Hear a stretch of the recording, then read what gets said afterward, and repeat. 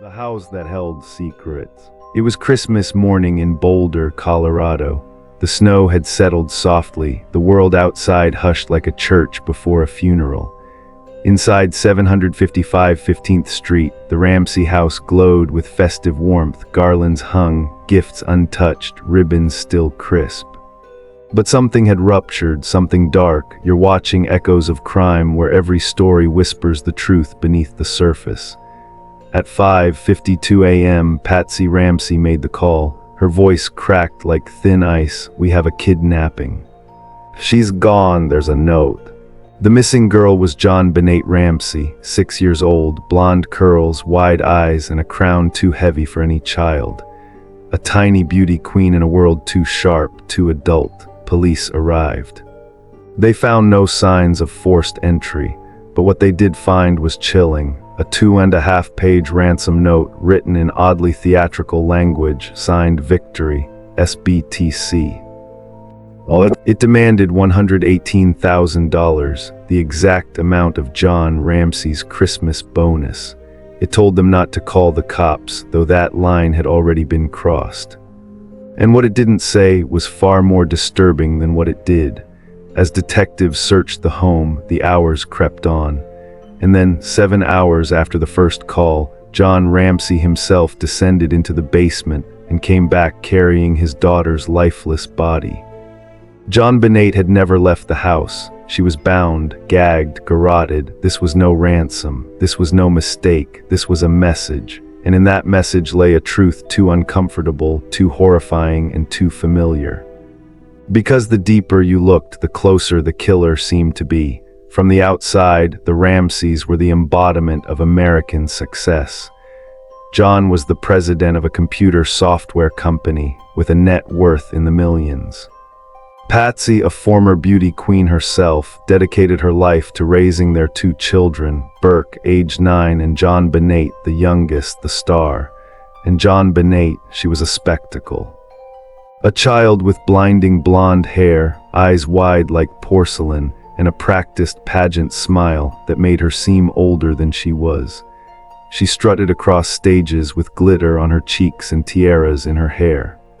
She had won multiple titles: Little Miss Colorado, America's Royal Miss, National Tiny Miss Beauty.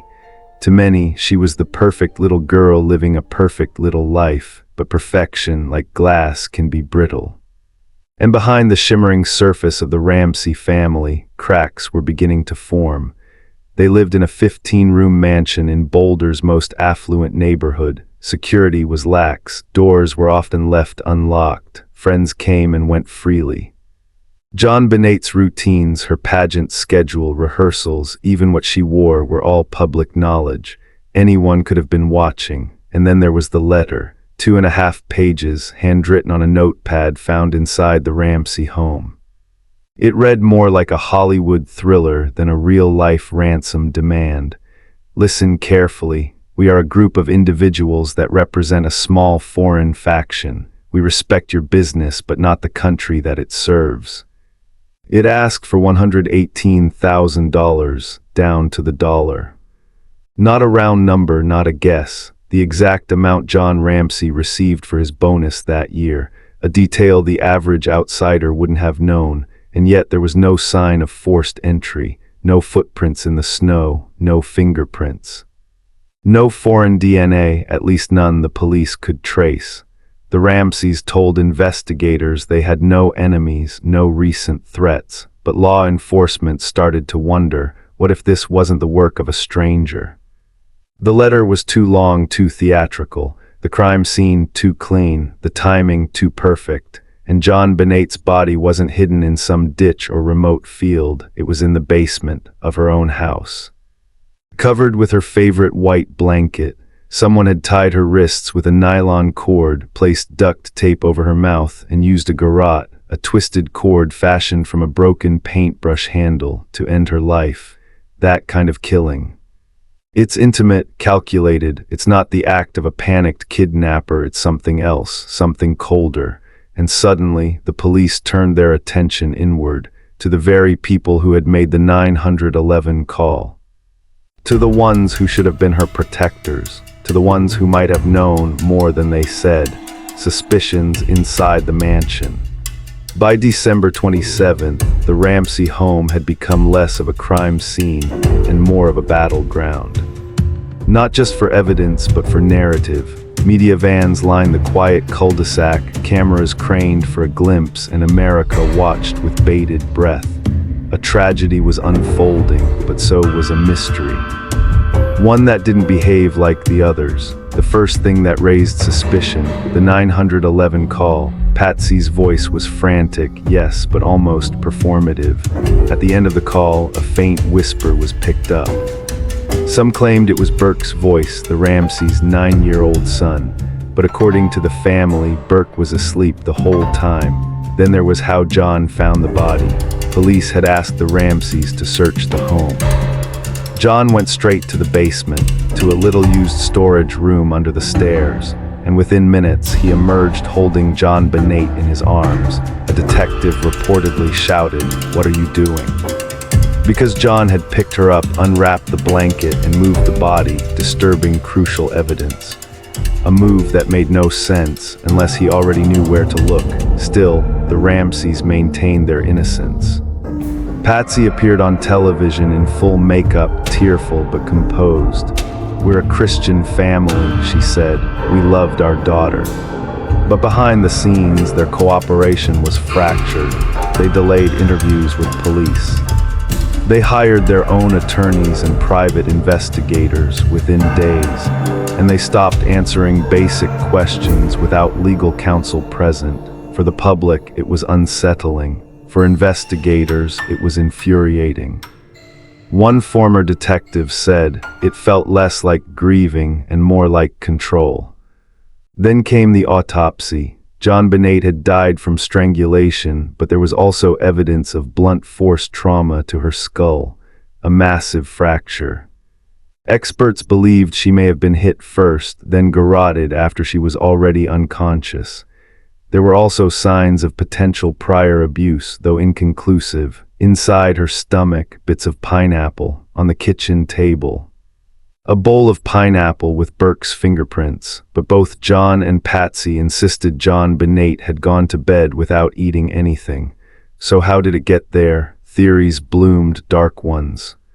That Burke had hit JonBenét in a moment of childish rage. That the parents had covered it up to protect him.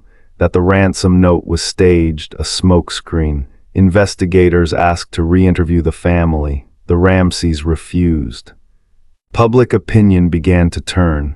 News outlets implied guilt with every headline. Talk shows dissected the body language of the parents' interviews. Documentaries painted them as cold, calculated, or worse, complicit. And yet there was no hard evidence, no confession, no smoking gun, just questions that only the dead could answer. And JonBenét was no longer here to speak. The ransom note that made no sense. In the annals of American crime, few pieces of evidence have been picked apart like the ransom note found in the Ramsey home. 2.5 pages, handwritten, not typed, not emailed, written with a pen from inside the house on paper from a pad also found in the Ramsey kitchen. From the beginning, it didn't add up. Most ransom notes are short, urgent, frantic. This one, it read like a screenplay. Listen carefully. We are a group of individuals that represent a small foreign faction. Who writes like that? More importantly, who writes like that in a kidnapping? It was signed, Victory. SBTC. The meaning of those initials has never been explained. Not by the family, not by the police. Not by any of the dozens of linguists and behavioral analysts who have studied it. But what made it even more bizarre was the dollar amount. $118,000. Exactly the same as John Ramsey's Christmas bonus that year.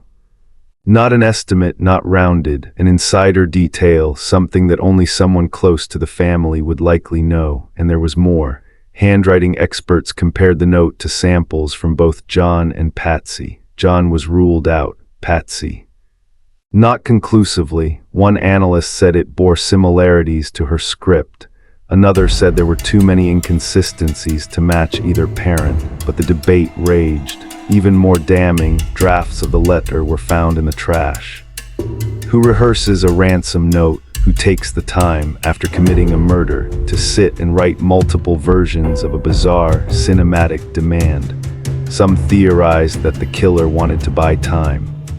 Others thought it was all theater, a way to make investigators look outward when they should have been looking inward. The FBI's Behavioral Analysis Unit called it one of the most suspicious documents they'd ever seen. Too long, too detailed. Too self-aware. It referenced movies like Speed and Dirty Harry, quoting lines nearly word for word. Lines about following instructions or the victim dies. But JonBenét was already dead when the note was found.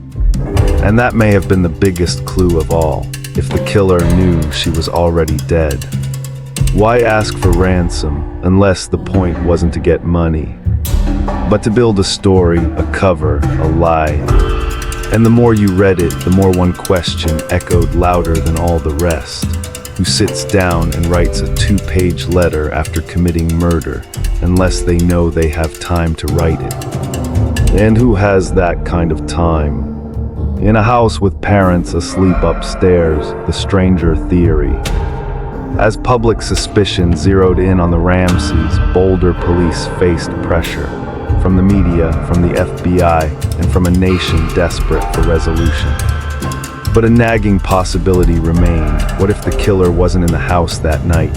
What if, despite the layers of contradictions, someone had broken in? The intruder theory, as it came to be known, found its earliest roots in the house's layout itself. The basement window, small, covered in cobwebs but technically accessible, was cited as a potential entry point. John Ramsey had even admitted to breaking that window months earlier after locking himself out. It was never properly fixed. Could someone have slipped in that way? One detective, Lou Smith, a former homicide investigator brought in later by the DA, believed so. He was among the few who pushed hard against the family as suspect narrative. Smith's argument was chilling. There was a stun gun-like abrasion on JonBenét's back. There were unidentified shoe prints near the basement window, not matching any family member. There was a boot mark on the basement floor, no match found. And perhaps most haunting of all, a single drop of unknown male DNA found in JonBenét's underwear. That DNA didn't match John, didn't match Burke. Didn't match anyone in the Ramsey home. Smith believed the evidence painted a different picture. One of a predator, someone who had been watching, someone who slipped in, committed the murder, and left without a trace. He created a presentation laying out the case in photos, diagrams, forensic reports. "This is not a family crime," he said. "This is the work of an evil person, a monster." But the intruder theory had its flaws. For one, there were no footprints in the snow around the house that night. Boulder had been hit with fresh snowfall, no tracks in, no tracks out. The broken window, dust and cobwebs were undisturbed. The suitcase positioned beneath it never moved. And that DNA, it was too small a sample to test conclusively. Some argued it could have been from manufacturing, contamination during production of her clothing. Still, the theory refused to die. Years later, new suspects emerged. A neighbor known to be obsessed with young girls, a former family friend with erratic behavior, even a man who falsely confessed from a prison in Thailand, claiming he loved JonBenét and had been there the night she died. His story unraveled under scrutiny, but every lead led nowhere. No one was arrested, no one charged, and all the while the Ramseys maintained their innocence, repeating one phrase over and over: "There's a killer out there. And he's not in this house." But if that were true, why did so much of the crime point inward? And if it weren't? How do you explain the DNA trial by media? By early 1997, just weeks after JonBenét's death, the crime scene had moved out of the Ramsey home and into the living rooms of millions of Americans. Every television network, every newspaper, every talk show had one thing on their lips. Did the parents do it? There was no trial in court, but in the court of public opinion, the Ramseys were already condemned. Tabloids ran doctored images of John and Patsy with headlines like "Lies in Lace" and "Beauty Queen" or "Killer Mom." Talk show hosts dissected their every blink, every breath, every pause. Patsy's pageant videos, her cheerfulness, her poise were twisted into signs of narcissism. John's wealth was portrayed as privilege shielding guilt. It was relentless. The Ramseys, meanwhile, went on the offensive. They appeared on CNN, gave interviews to Barbara Walters and Larry King, insisting on their innocence. But each appearance seemed to raise more questions than it answered. Why didn't they let police interview Burke right away? Why did they lawyer up so fast? Why did John go straight to the basement that morning? Burke, barely 10 years old, became an object of obsession. People began asking, could he have done it? Was there a sibling rivalry? Had something gone horribly wrong? The family denied it all, but the damage was done. In 1999, a grand jury was convened in Boulder. After months of sealed hearings, they voted to indict both John and Patsy on charges of child endangerment and hindering the prosecution. But then something unprecedented happened. The district attorney refused to sign the indictment. He claimed there wasn't enough evidence to proceed, that there was no clear proof of who committed the murder, and so the Ramseys were never charged. Legally exonerated, but not in the eyes of the public, Patsy's life, once defined by glittering stages and tiaras, became defined by suspicion and grief. She was diagnosed with ovarian cancer shortly after and spent her final years trying to clear her name. She died in 2006, never knowing who killed her daughter and never being free of the accusation that she did. John, too, lived under the shadow. Even years later, when the Boulder DA formally declared that new DNA evidence cleared the Ramseys, the public didn't fully accept it. Because by then, the story had hardened into something else. It wasn't about justice. It was about mythology. JonBenét had become more than a victim. She was a symbol of innocence lost, of the American dream cracked open, and the Ramseys. Villains to some, victims to others, but to most, they were simply the family who knew too much and said too little. Whispers in the dark, years without justice. As the years rolled on, JonBenét's case never truly faded. It lingered like a cold draft through a locked door, like a whisper in a silent room.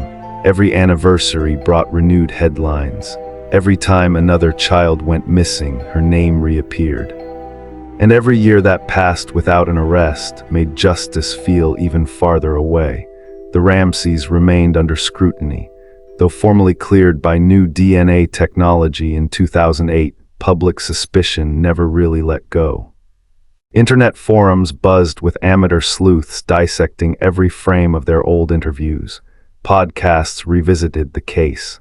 YouTube videos with millions of views reaccused, reanalyzed, reimagined. In the court of clicks, the Ramseys were still on trial, but amid the noise, something strange began to happen. Evidence once sealed was leaked. The grand jury indictment that had been kept secret for over a decade was finally unsealed in 2013. It confirmed what many had suspected, that the grand jury had voted to charge John and Patsy with felony child abuse resulting in death and accessory to a crime, but the district attorney had overridden it. Why? To this day, no clear explanation has been given. And then there was Burke. For years, he had been the quiet shadow in the background, protected, shielded, silent, until 2016. In a move that stunned the public, Burke Ramsey gave a televised interview to Dr. Phil. Now in his late 20s, he smiled uncomfortably, his voice soft, his posture tight. He said he wanted to clear the air. To tell the world he was innocent, but the interview backfired. Viewers described his demeanor as odd, detached, even creepy. His smile, fixed, almost frozen, became a meme, a symbol of unresolved tension. Psychologists and body language experts were brought in to dissect the footage. Was it just awkwardness or something darker? Burke said he had been kept from the spotlight to protect him. Others said he had been hidden because the truth was too dangerous. In response to renewed public speculation, Burke filed a $750 million defamation lawsuit against CBS and others involved in a documentary that suggested he had killed JonBenét. The case was later settled for an undisclosed amount, but the fact remained: no new charges, no new arrests, no closure, just the same questions. Who wrote the note? Why was the ransom amount so specific? How did JonBenét end up dead in her own basement without anyone hearing a thing? And perhaps the darkest question of all, did someone get away with murder because they were too close to ever be suspected? The psychology of the unsolved. In the world of true crime, the JonBenét Ramsey case is something more than a mystery. It's a cultural obsession, a national scar, a study not just in forensic failure, but in the psychology of grief, guilt, and denial. Criminologists often look for motive, but in this case, motive is elusive because nothing about JonBenét's death makes emotional sense. Not for a stranger, not for a parent, not for a sibling. So what do we know?